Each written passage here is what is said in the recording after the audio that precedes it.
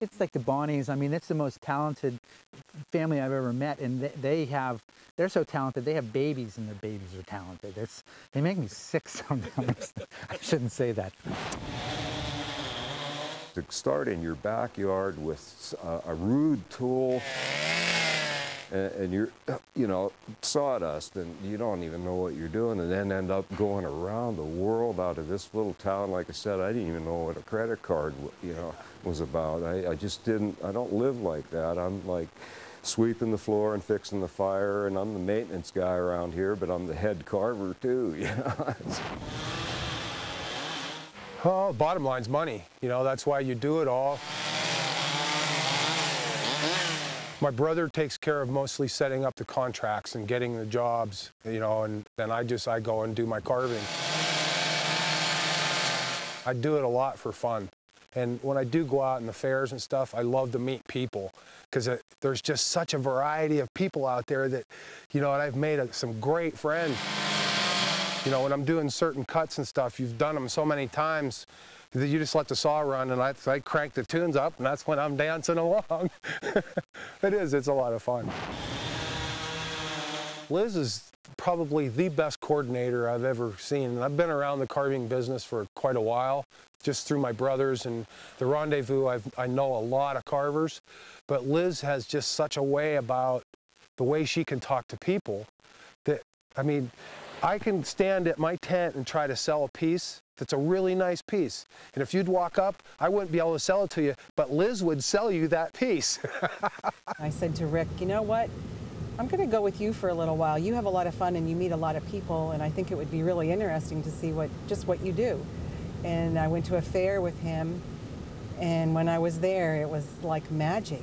People would come from, they'd hear the saw start, and they would run to see what was going on. And they would say, you do what with what?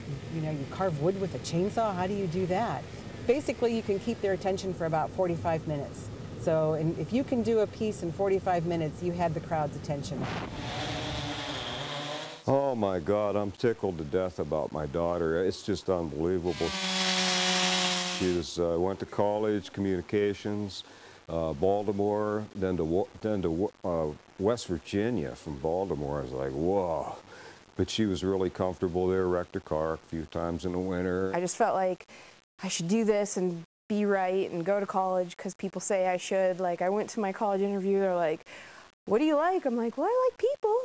The lady's like, okay, well, write this down, public relations. I'm like, okay. My goal is to go someplace and look like I can hang out with the boys and sometimes beat them. Make them scared a little bit, which I have accomplished that over the last couple of years, so proud. My dad's been a full-time chainsaw carver for about 20 years. His twin brother and him started around the same time, which Randy is the twin brother, and he lives in Tennessee now. Rob is here part-time, he also does painting as his side job, his other job. So he's here part-time. And then Rolly's in this part of the building full-time. And so every idea you have to bounce off at least one or all of them, and it's always a brick wall pretty much. Like,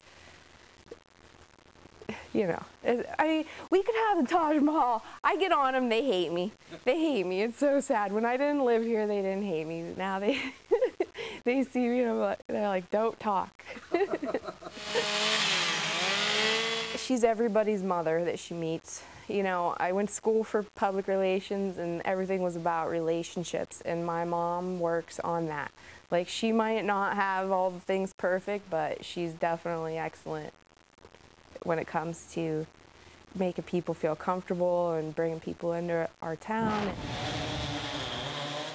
How do you guys decide where you're going? I have no idea. That's all up to them. I just get in the truck, make sure all the saws are good, sharpen them up. So, well, when do you leave and when do you get back? No idea. It's a treat. That's perfect. It's great. Well, Joe kind of started I don't know, he kind of just started around, and then he started hanging out up here a little bit because I told him he should. She's had a couple boyfriends that she's taught how to chainsaw carve. I heard he was out in the woods just cutting up random trees. They were like, I was driving down the road and saw Joe Douche out on the side of the road carving, so I had to, I had to just stop and see, what is this guy doing, I'd like to see what he wants to make next, you never really know. Now, does it help because you're going out with Zoe, right? Yeah. So does she give you tips, or does the family give you tips? Or Yeah. Like, I usually don't listen to much that she's got to say, though. She always tells me that. I just kind of go do it, which is good because I get my own style that way. Right. Like, I do that's my other problem, is I do what I want to make. I just make what I want to make. I don't make bears. The only bear I made turned out like crap, so I like doing this. I do giraffes, horses, cats, like mountain lions. I'm working on getting them more, fun, like looking like they're doing something rather than just horses just kind of standing there, but I'm working on it, so. The Rendezvous is just a bunch of carvers. We started getting together years ago. We all go to this wood carving competition. And nobody liked the competition. Everybody always walked away from it all grumbly and miserable. The only reason we went was to hang out with each other. And then I said, well, why don't we just hang out with one of our houses? I didn't say my house. I didn't want to do it. But Bonnie said, well, we'll do it. And I got up there, and they had this big meat tray. And it was like, I was so impressed. It was a real meat tray, store-bought, So they were the best hosts, so we just had it at their house every year. It took my whole family and half of this town basically to kind of keep this thing going. I mean, we get a little bit of funding from the state, and a little bit from the saw companies, and some sponsorships, but we've had some trouble with the nonprofit side of it as far as a charitable event. It just went silly on us. It got where we were getting our logs donated, a triaxle, a truckload of logs at first. Now we're up to 5 triaxles and 5 dumpsters. We couldn't pay the dump fee. And because my youngest daughter works at the landfill down here, it's like that makes the Rendezvous. Because Andy Beeler will let me use the back end of his factory in a huge parking lot, that makes the Rendezvous. The logistics of the Rendezvous, having it in a small town like this, is kind of like stuffing a monster in a jar. Each year at the Rendezvous, they raise the bar because they do things at the VU that they don't do at shows because, they try to do what they know they can do at the shows, but here they can do whatever they want. They can experiment, they can learn new things, and they share things, and they try new things. And it's just, it's an art movement. This is the convent, and we're going to pull in here, and I'm going to show you where carvers stay. It's a beautiful, beautiful home. It was a beautiful place. Oh, wow. This is one room. I've got to set up this room yet. I've only got it started. I got some work to do here. So. It's definitely cold. 10 days of me standing there at the gate because I'm not allowed to carve. And freezing for 10 days. And it gets hard. It's definitely the most rewarding experience of, the year. My year is usually set up because of the Rendezvous. First year I carved, I got to go to Wales.